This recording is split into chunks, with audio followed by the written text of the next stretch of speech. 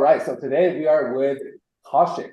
Kaushik is one of our clients, and we're also with John here as well from Paybotics. And Kaushik has an interesting story of basically how the process he used to work with our location finding services, as well as his own process for sales to go and identify potential leads and also close them into the merchant services program so he can make monthly residuals. So that being said, let's go ahead and just start off with Kaushik. You want to introduce yourself real quick and just kind of tell maybe a quick 1 minute story of kind of how you got into the business, what appealed to you about the business, and then kind of where you are right now in the business.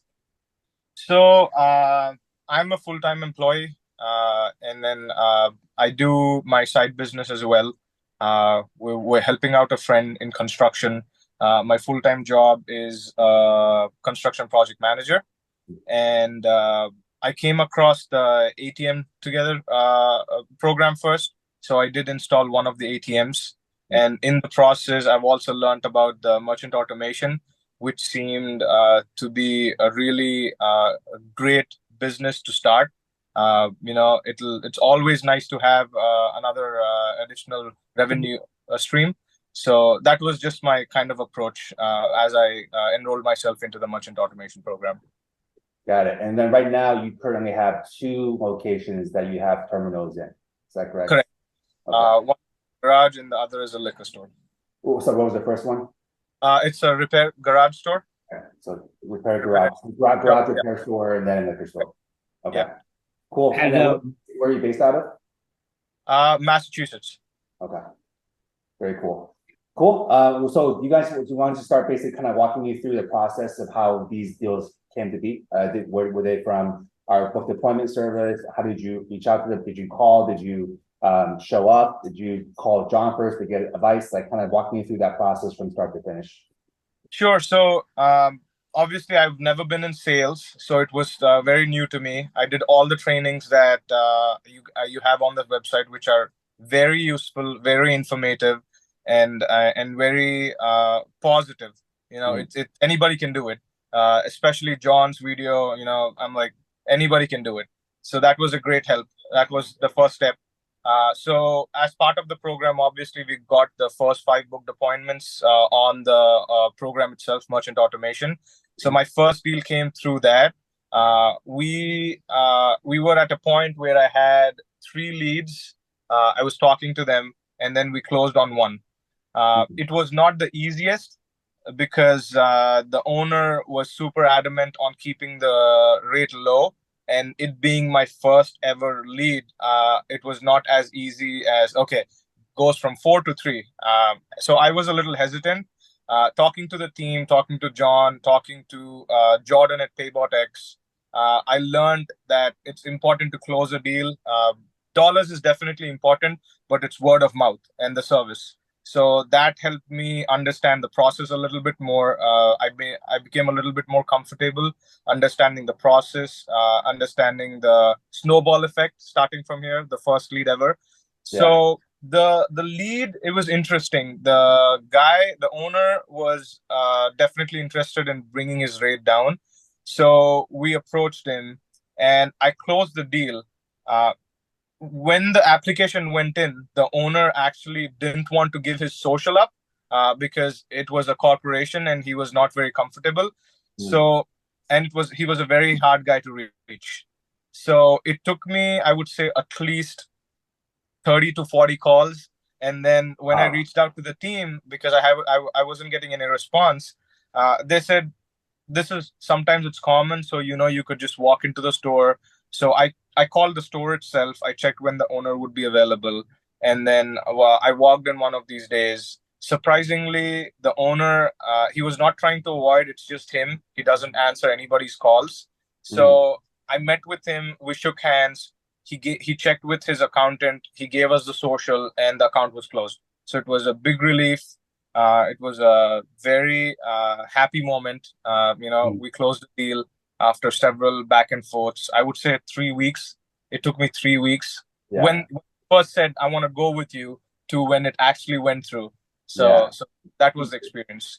Did you, so when you got the lead from our location finding team, did you call the owner right away? And that's how you set up an initial appointment, or are you saying that you tried to call, but they never answered, so you just showed up? So the first call was to the store itself, Yeah. because that was the phone number on the piece of paper we got for the lead. So Yeah. I spoke with the owner in the store, and then I got the owner's personal number so we can have a close communication about any questions, if when I can stop by and when we can start the application. So it was after that moment. Okay. And then Yeah. so after you got, how did that first conversation? I think our audience would be really, especially first time people that were doing their first deal, probably interested in how did that initial first call go with that store owner? Like when you first called that lead, how did it go? What did he ask you? What did you say? So his biggest thing was, what are you guys offering for rate? And I told him, but sorry, let's take a step back. On the sheet of paper, it clearly said what the owner was looking for, Yeah. and he said his current rate is 3.5, and he wants to go lower. 3 is a more preferable number. So a great strategy that I learned from talking to John was we'll offer him 3%, but 3% from the customer's perspective, and he can pick up the 0.5%, which was again like a wow moment. Like I didn't even know this could be done, right? It was always like a full transfer to the customer. Yeah. So after talking to the owner, he wasn't interested. I was trying to push for 0.25% for the owner, 3% to the customer. Just trying to just after talking to him and understanding his side of the story and what he wants to do, I knew that wouldn't be a good approach because you get the feel when you talk to them, they really want to get to the 3%. So we did that. We got to 3%. He said, "You have the deal," and on the phone call, what was the final thing that got him over? What was the rate? 3% to the customer and no cost to him. Okay.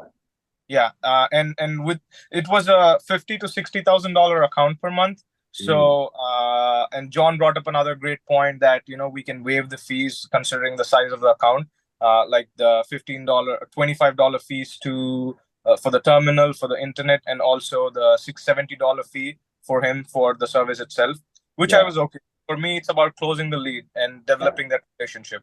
So that's how we. Amazing. Okay. And then basically after that conversation, you guys kind of went back and forth, and you tried to call him, but he was hard to get hold of, so you pretty much just walked in, and then that's when you closed the deal in person. Correct. And he was not. I had all these things going on in my head. Would he be happy if I just walked in, and would I piss him off? But like I said, I learned that was not the case. It's just the kind of he is. He wouldn't answer anybody's calls. So if you just walked in, he shook my hands. He was a happy person. He said, "Listen, we have the go ahead. Here's my social. Let's put the application through." The terminal showed up in a couple of days. We installed it and rock and roll. Nice. Love it. John, anything you want to add to that first? He did a great job. He was pretty knowledgeable, and even though he didn't have a lot of sales experience, but he wasn't shy. The business owners are going to give you pushback even when you get the lead. It's part of the deal, but you just got to push through that pushback and then follow through. And he could have gave up, be like, "Man, the guy's not giving me a social 3 weeks. This is dead." But no, he just kept in there, kept hanging in there, and then finally he got the courage that let me just show up, and boom. And sometimes I tell them, sometimes just show up. Sometimes don't even make that initial call. You'll learn along the way. The element of surprise is a lot better, to just show up. Be like, "Hey, how you doing?" Boom. If they're busy, they'll say, "Hey, I'm busy right now." I can always say, I was just stopping in. I drive by here every day, just stopping in. Thought I'd just say hi to you. Boom, start the conversation. Yeah, it's a different demeanor, right? Versus on the phone, they're trying to get off the phone. Yeah. When you're in person, it's just a little different. They're not going to have that kind of mentality towards that. So yeah, and Sri has been really good. And then I found out about the next deal he closed, the liquor store. I'm like, man, this guy's on fire. Yeah, let's talk about that. Great segue. So Sri, talk through how the second deal came to be. So before we go to that, something I want to share with everyone who obviously want to generate the second stream of revenue, right? The way that I look at things and, it enforced my thought was when John said, think of it this way, right? You're spending, let's say, 4 or 8 or even 10 hours closing a deal. Think about the revenue you'll be generating through that for the rest of the period. So even if you say you cannot put a value on the 10 hours. So that actually helped me just push through any of the time that I'm spending thinking about it. So that is a really great way to look at things. Yeah, exactly. So that's actually a really good point. So John, do you want to expand on that? I think that's really a powerful. Yes. Yep. So what I tell people is this: look, if I go talk to the owner, I'm going to spend 15, 20 minutes at the max with them. The first visit. The second visit, I'll probably spend 10, 15, 20 minutes with them. The third visit, if it takes me 10, 15 visits and it's all 10, 15 minutes at a time, I'm only spending 2 to 3 hours, talking to the owner, which is going to generate me, if the account brings me $500 a month for 12 months, that's $6,000. If I have that account for 3 years, I made $18,000 for spending, let's just say I spent 10 hours with him. That's $1,800 that I made every hour. Nothing can beat that, right? Nothing can beat that. Yeah, nothing can beat that at all. I mean, I tell people, like, you're willing to go in and clock in at somewhere for 8 hours, and you're just going to get a paycheck. And after that, you're not getting, once you clock out, you're not getting paid anymore. Yeah. And here, this is why you got to put the time into this and say, okay, let it take a little longer. Don't be so anxious to close the deal right away. Understand you're only spending 15 minutes, and then you're going to come back and spend another 15 minutes. Yeah, you're making, more than a doctor would. You're making more than a doctor with doing way less work over those 3 years. So absolutely. Cool. So going back to what I was saying there. So Sri, let's talk about the second closed deal you got. So you got a second lead that came from our location finding service, and like how did that kind of play out in terms of the initial call, etc.? The initial call went well. I was lucky enough to talk to the owner the first time I called the store. Okay. Took his cell number. He seemed interested. The feeling that I got once I paid for the service was I'm getting done deals. That's not the case. It's leads. You're getting people that are interested. The selling part has to come from us. So I learned that my first go around. So the second time I was prepared. It took a few more calls, setting up an interview process per se, like what do you guys offer, what is in it for me, and things like that. So we set up a meeting. I met with the owner. We sat down, and I don't know how it happened. He signed the application our first meeting. Oh, wow. Yeah. And the application went through. I had John on the line. It was great to have the team support me during closing the deal. Again, it was a big account. It was $122,000 on an average every month. Wow. So obviously we want the customer to feel that we're able to save him as much as possible. So John again stepped in and he brought up the good point that, we'll waive your fees, any terminal fees, and also the cash discount program fees. And it was huge for the owner. And I also ran through the exercise of how much we would save in a month, in year, and in 5 years. And with the amount of money and the transaction and the fees he was paying, he would save at least $60,000 to $70,000 in processing fees in a year if he went with us, which is paying like his employees throughout the year, like part-time employees. So thankfully, he understood that. He understood the magnitude of savings we would allow him to bring to the table. So he signed the deal. We just got the terminal. I installed it day before yesterday. So that's great. That's wow. So you had started off with two monster accounts, $60,000 a month account and the $120,000 a month account. That's gotta be some kind of record or something. That's just really impressive. Yeah, and he learned pretty fast, and he called me, and kind of just he didn't have a lot of questions, but he just confirmed, John, can we do this? Yes. Used me like as a second voice, to show him, hey, we got a team behind us and stuff. But he pretty much had it all covered. So I was like, yeah, absolutely, we can do that. And then, he closed the deal. So he's definitely John, doing an awesome job. any other kind of thoughts from you, John, as far as kind of how that second deal was closed? And Yeah, I like what Sri said.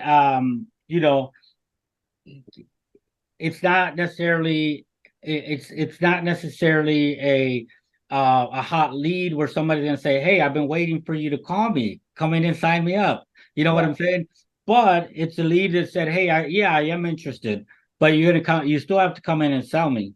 You still have to convince me that this is going to work. You still have to show me that you're a person and, build that rapport with me. You know what I'm saying? And then another thing is that I tell in my trainings is the more rapport you build, the easier the close will be.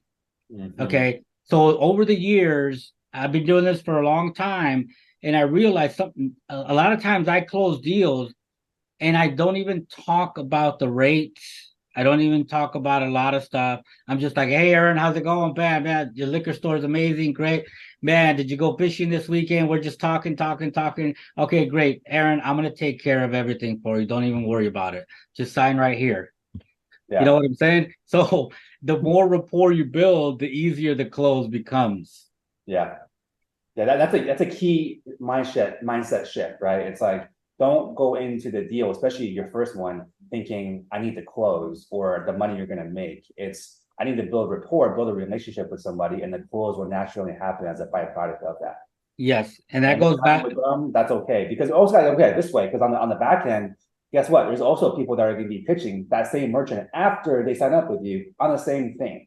So if you have no rapport relationship with that person, the risk of that person possibly switching just for a lower rate could be kind of high, right? Whereas if you have a relationship with them, they trust you and see you as a reliable, trustworthy person, they want to stick with you because they know you're a good person.